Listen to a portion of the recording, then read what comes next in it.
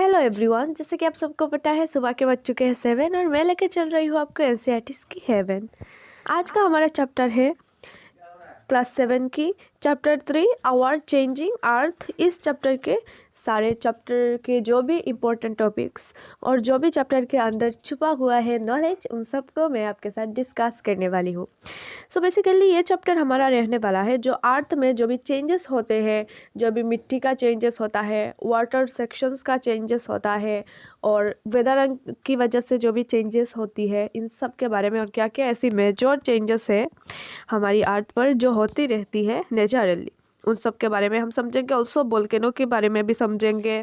Previous chapter पर हमने थोड़ा बहुत वोल्केनो के बारे में समझा था, राइट, चैप्टर 2 पे, जैसे कि इग्नियस रॉक्स, सेडिमेंटरी रॉक्स, ये सब के बारे में हमने समझा था, आपको शायद याद होगा। ठीक है, तो अभी हम समझेंगे वोल्केनो कैसे इरप्शन होता है, ठीक है, और समझेंगे जो अर्थ का सरफेस है वो कैसे थोड़ा बहुत हिलता रहता है, कैसे अर्थक्वेक आता है, अर्थक्वेक की वजह क्या होती है, इन सब के बारे में हम यहाँ पर समझेंगे। ठीक है, और हम समझेंगे मेजर लैंडफॉर्म्स कौन सी टाइप्स की होती है, रिवर्स कैसी होती है, कैसी बहती है और कैसी अपना डेल्टा क्रिएट करती है, उन सब के बारे में हम यहाँ पर समझने वाले हैं। तो चलो चैप्टर को स्टार्ट करते हैं। और स्टार्ट करने से पहले मैं आपको ये कहना चाहती हूँ कि इस चैप्टर के जो भी क्वेश्चन आंसर है वो आपको क्वेश्चन आंसर की जो वीडियो है वो आपको इस वीडियो की डिस्क्रिप्शन बॉक्स पर लिंक मिल जाएगा। उस वीडियो का अगर इस वीडियो के डिस्क्रिप्शन बॉक्स ओपन करते हो तो ओपन करते ही उस वीडियो का लिंक आपको मिल जाएगा, मीन्स ये वाला चैप्टर का क्वेश्चन आंसर का लिंक। ठीक है, तो चलो स्टार्ट करते हैं। The lithosphere is broken into a number of plates known as the lithospheric plates. जो हमारा लिथोस्फीयर का पार्ट है, लिथोस्फीयर का मतलब एल फॉर लैंड, मैंने बताया था ना आपको। सो लिथोस्फीयर मीन्स लैंड का जो पार्ट है अर्थ का, वो क्या है, उस पर बहुत सारे ऐसे प्लेट्स होती है, ठीक है, जो हम नहीं देख पाते हैं, पर अर्थ के अंदर ऐसी प्लेट्स जो है। You will be surprise to know that this plates move around very slowly. और हाँ, ये मूव्स भी करती है, ठीक है, प्लेट्स है तो है, और ये धीरे धीरे मूव्स करती है। ये आपको इसलिए महसूस नहीं होती क्योंकि ये करोड़ लाखों साल बाद बस 1 इंच मूव करती है, इसलिए हमको ये महसूस ही नहीं होती।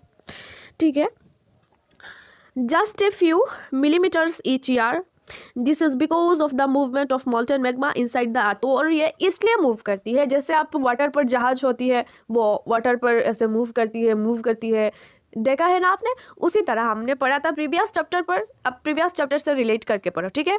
जैसे प्रीवियस चैप्टर पर पढ़ा था, हमारे क्रस्ट के नीचे क्या होता है, मेंटल होता है, और मेंटल पर क्या होता है, ऐसे आग का लावा ऐसे बहता है, ठीक है, ऐसे रहता है, जो है 2900 किलोमीटर का, ठीक है।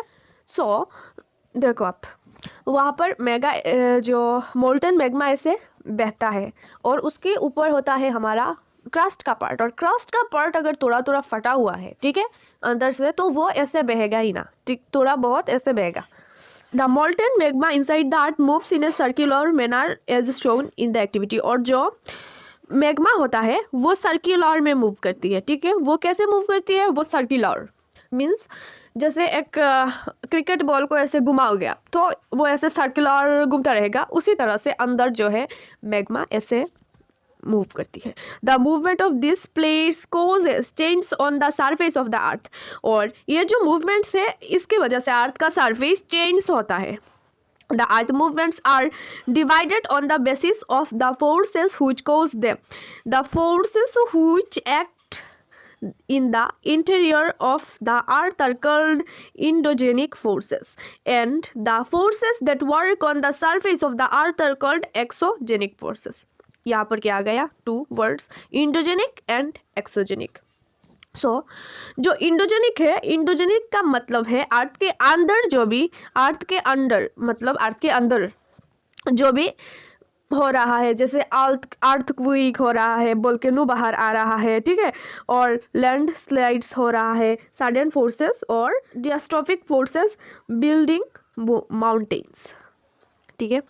सो जैसे अर्थ के अंदर, इंडोजेनिक मतलब अर्थ के अंदर जो भी हो रहा है, और एक्सोजेनिक मतलब फोर्सेस मतलब अर्थ के बाहर जो भी चीज़ें हो रही है, और एंडोजेनिक मीन्स अंदर और एक्सो मीन्स बाहर, ऐसे ध्यान रख लेना, इजी है। सो यहाँ पर एक टेबल दिया हुआ है, 3.1 आपका टेबल है, इवोल्यूशन ऑफ लैंडफॉर्म्स। यहाँ से आप देख सकते हो, पता लगा सकते हो, ऑल्सो मैं आपको समझाने भी वाली हूँ। इंडोजेनिक में क्या क्या होता है, 2 टाइप्स होती है, sudden forces and diastrophic forces. So sudden force पर क्या आता है, सडन फोर्स मीन्स जो होता है और हमको महसूस भी होता है, वो होता है सडन फोर्सेस। जैसे अर्थक्वेक आता है तो हम हिल के रह जाते हैं, ठीक है। और जिस जगह पर ज़्यादा अर्थक्वेक होता है तो उस जगह पर ना बहुत सारे तोड़ फाड़ ऐसे हो जाता है, लोगों का बहुत नुकसान हो जाता है, बिल्डिंग्स गिर जाती है। और हमारे इंडिया पर ऐसे थोड़ा बहुत आता है, ठीक है। तो आप उस टाइम ना आप हिल जाते हो और आपको सब दिख रहा होता है कि हर चीज़ ऐसे हिल रहा है। वोल्केनो इरप्शन होता है, मीन्स जो लावा उगलती है, ज़मीन ऐसे पहाड़ बनकर लावा उगलती है, प्रीवियस चैप्टर पर हमने पढ़ा था। और लैंडस्लाइड्स, ज़मीन हिलती है, ये सब, ठीक है, वो होता है सडन फोर्सेस। फिर डिस्ट्रॉफिक फोर्सेस का मतलब होता है बिल्डिंग माउंटेन्स।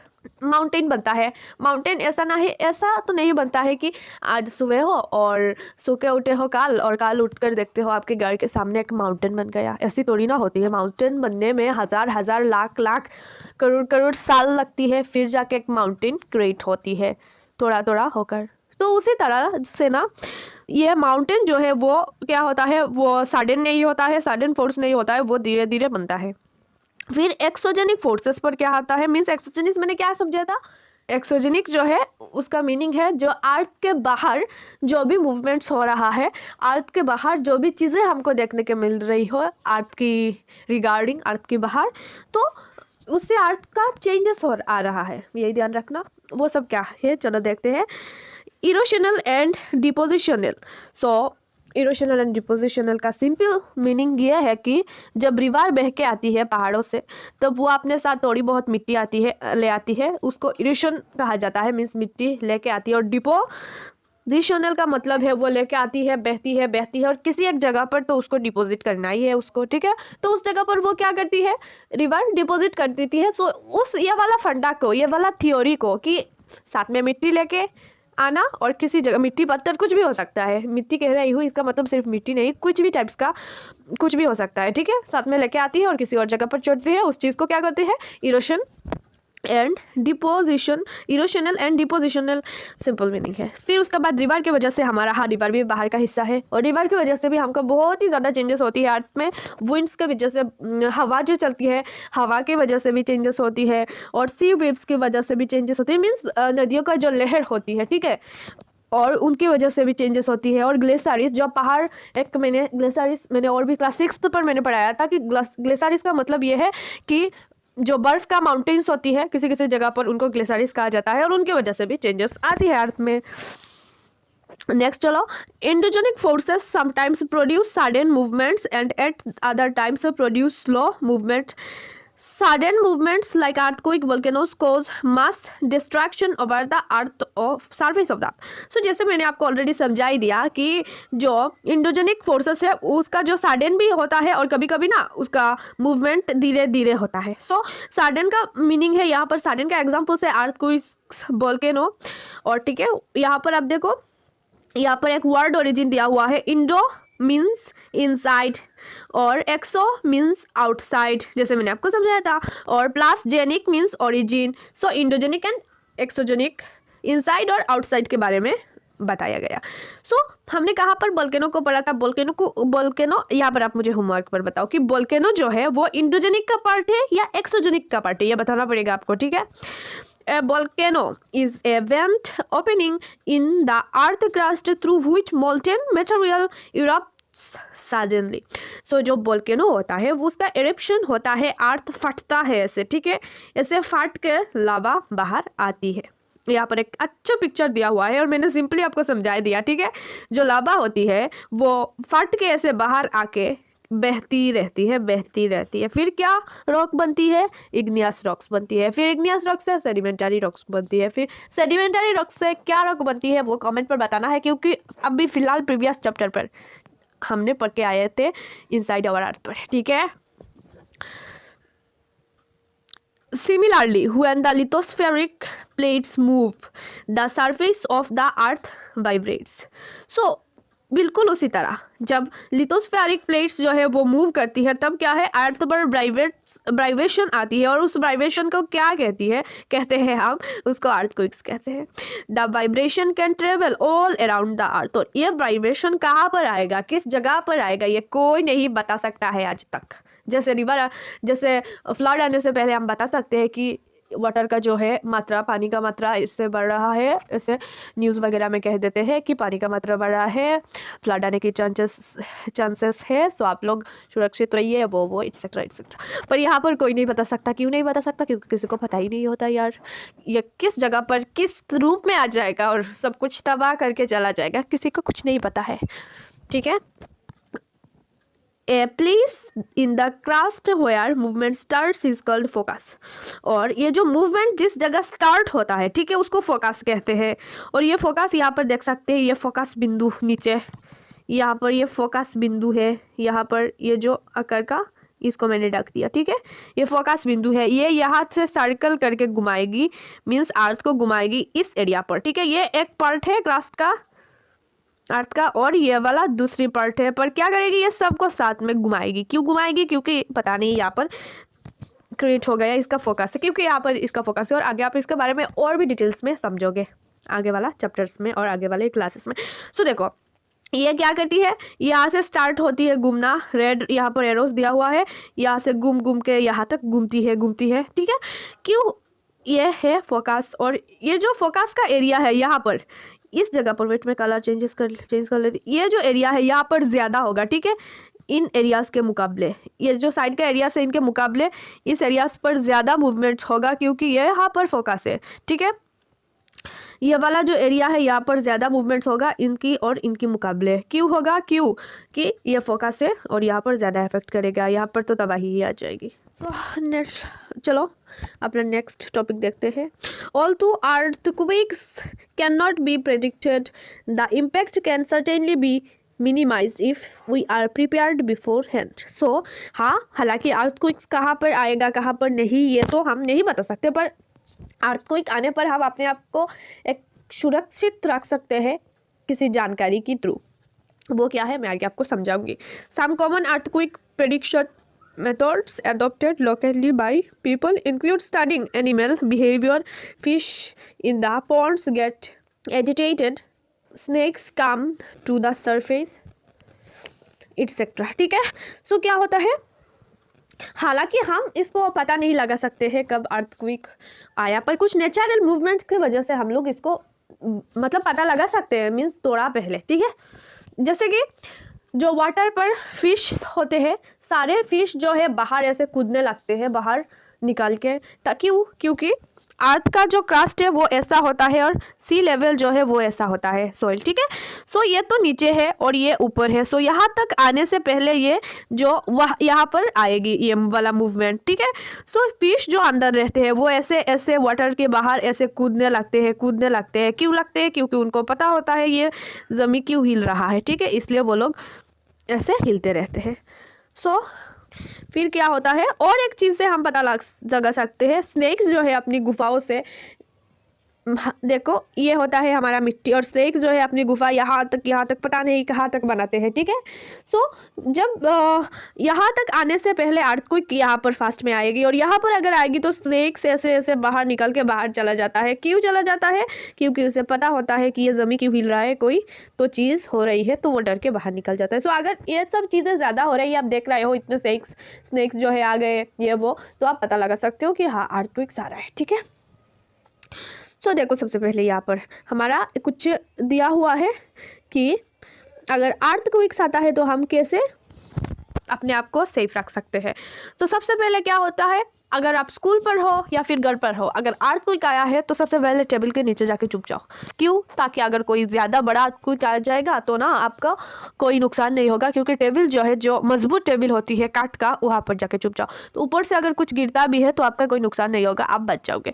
या फिर घर के कोने पर जाके खड़े हो जाओ। क्यों? क्योंकि कोने पर तो यहाँ पर एक क्या कहते हैं, एक स्टिक होता है बड़ा सा घर का, ठीक है।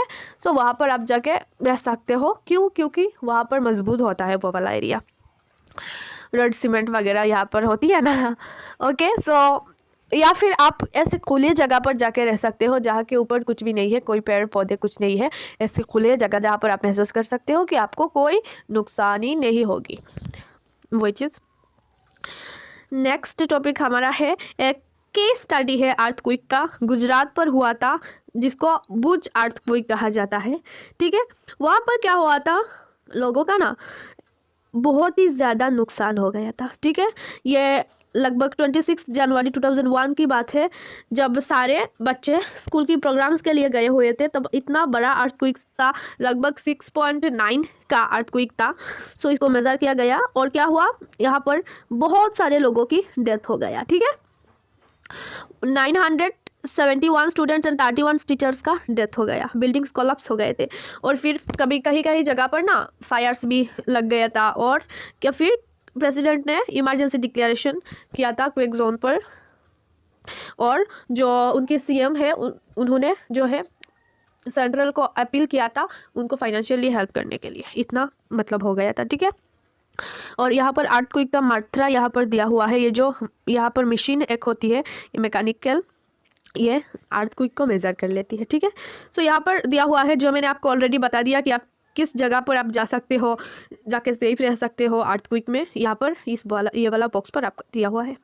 नेक्स्ट टॉपिक है मेजर लैंडफॉर्म्स। हमारे अर्थ पर कौन सी टाइप का लैंडफॉर्म्स होती है उनके बारे में हम समझेंगे। यहाँ पर हो जाती है, मतलब टुकड़े टुकड़े में कन्वर्ट हो जाती है। इरोशन मीन्स हवा, फिर उनके साथ जो है वाटर, हवा, वाटर, आइस, ये सब क्या होती है, इनको अपने साथ लेकर किसी और जगह पर डिपॉजिट कर जाती है। The eroded material is carried away और transported by water, wind etcetera. So water, wind इन सब को ट्रांसपोर्ट करती है, मीन्स अपने साथ लेकर किसी और जगह पर छोड़ती है। And eventually deposited. This process of erosion and deposition centre different landforms on the earth surface of the earth. जैसे समझा ही दिया सिंपल वर्ड्स में कि जब बारिश होती है, विंड्स आती है, हवा चलती है जोर से, इससे क्या होता है, इससे अर्थ की सरफेस का कुछ टुकड़ा टुकड़ा हो जाता है, ठीक है, क्रस्ट का। और ये जो चीज़ टुकड़े टुकड़े जो है इरोशन, उनको साथ में कौन ट्रांसपोर्ट करता है, विंड एंड वाटर, मीन्स हवा एंड पानी, और साथ में लेकर किसी और जगह पर डिपॉजिट करने का नाम ही होता है जो लैंडफॉर्म्स का changes. Work of a river, आप समझते हैं रिवर का वर्क क्या है। The running water in the river erodes the landscape. हाँ, जैसे समझाया था कि जो वाटर होती है वो भी कुछ जो कमज़ोर मिट्टी होती है, जो उतना स्ट्रॉन्ग नहीं होती है, उनको साथ में बहा कर लेके जाती है। When the river tumbles at steep angle over very hard rocks or down a steep valley side it forms of waterfall. और क्या होता है, जब इतना ज़्यादा बारिश होती है तो वाटर बहने लगती है और जिस जगह पर, और कुछ मिट्टी को भी बहाकर लेके जाती है साथ में, उसे वाटरफॉल कहा जाता है। और कुछ ऐसे पहाड़ जैसा जगह बना लेती है, और नीचे का तो सॉफ्ट वाला मिट्टी दस के पड़ चुका है और वो ऊपर से वाटर आता रहता है, उसको वाटरफॉल कहा जाता है। As river enters the plains it twists the turn forming large bends known as meanders. हाँ, यहाँ पर देखो, जो रिवर होती है वो इस पिक्चर की तरह बह के आती है, ठीक है। पिक्चर पर जैसे, पिक्चर की तरह नहीं, पिक्चर पर जैसे दिया हुआ है उस टाइप का ऐसे कैसे आती है, ऐसे ऐसे ऐसे बह के आती है, राइट। सो फिर क्या होता है, ये वाला एरिया है, ठीक है, ये वाला जो एरिया है, ये जो है, इसे हम क्या कहते हैं, इसे हम कहते हैं meanders. Due to continuous erosion and deposition along the sides of meanders, the end of meanders loop come closer and closer।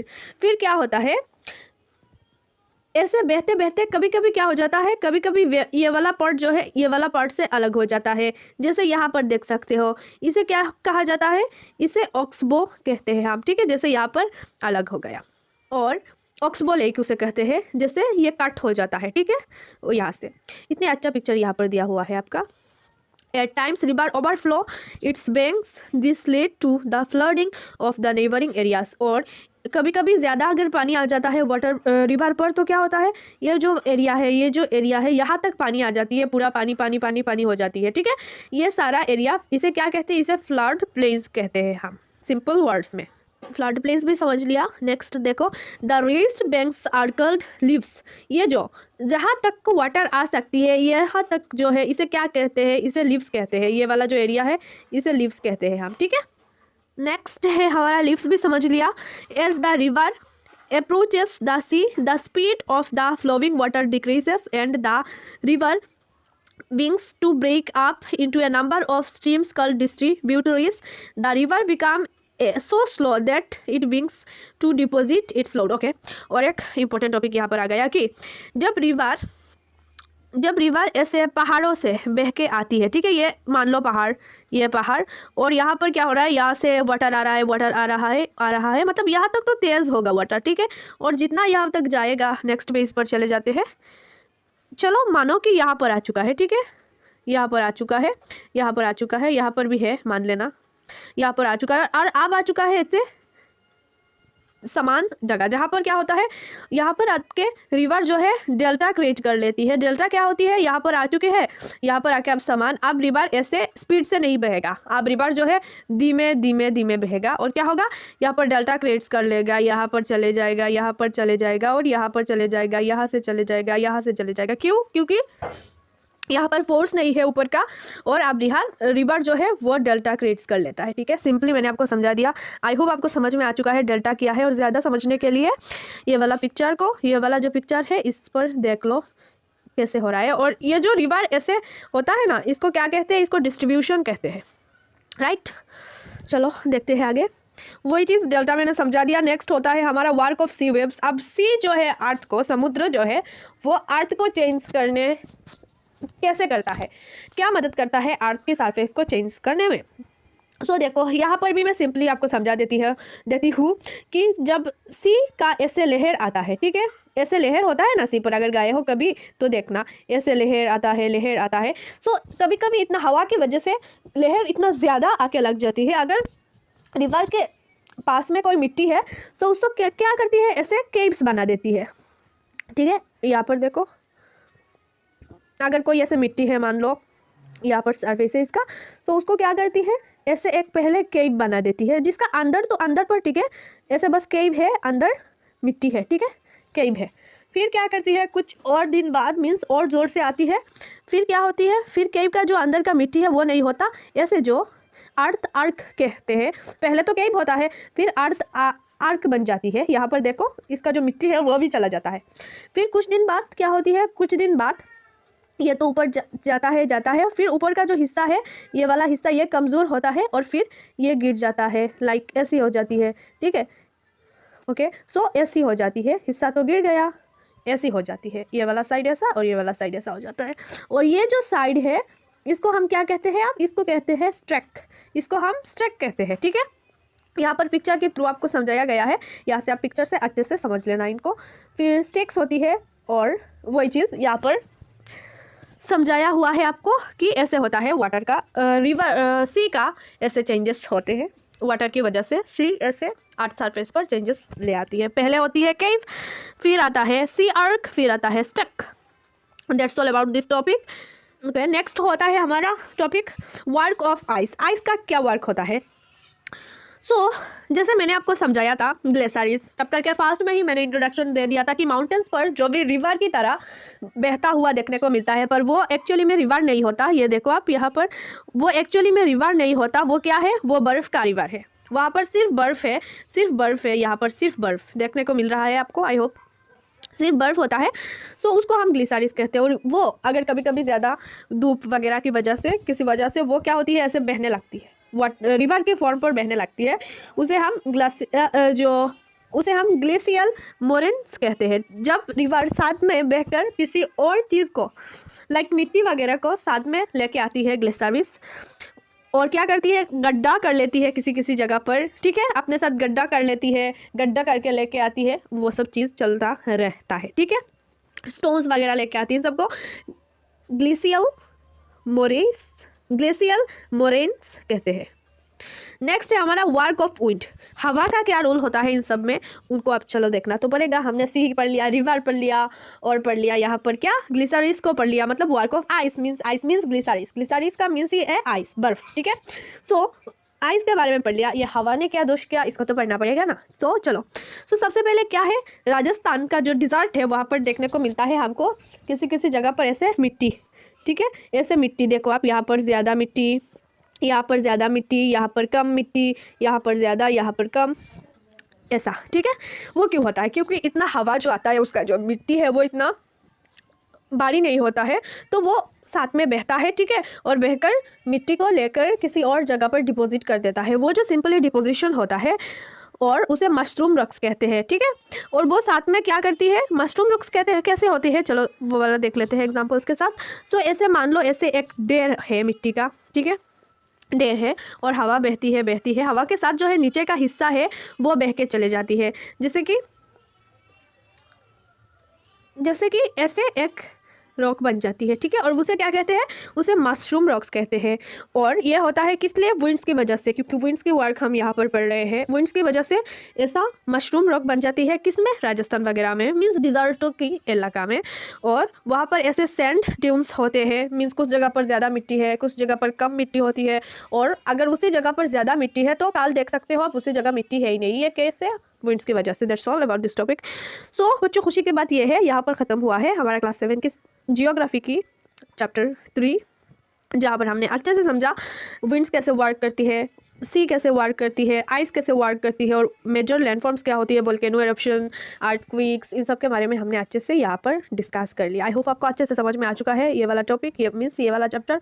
फिर से बता रही हूँ, इस चैप्टर के एनसीईआरटी का सोल्यूशन मीन्स क्वेश्चन आंसर का वीडियो का लिंक इस वीडियो के डिस्क्रिप्शन बॉक्स ओपन करते ही उस वीडियो का लिंक आपको मिल जाएगा, वहाँ से आप देख सकते हो फुल वीडियो। सो मिलते हैं अपनी नेक्स्ट वीडियो के साथ, और कोई भी कन्फ्यूजन है कमेंट पर ज़रूर बताना।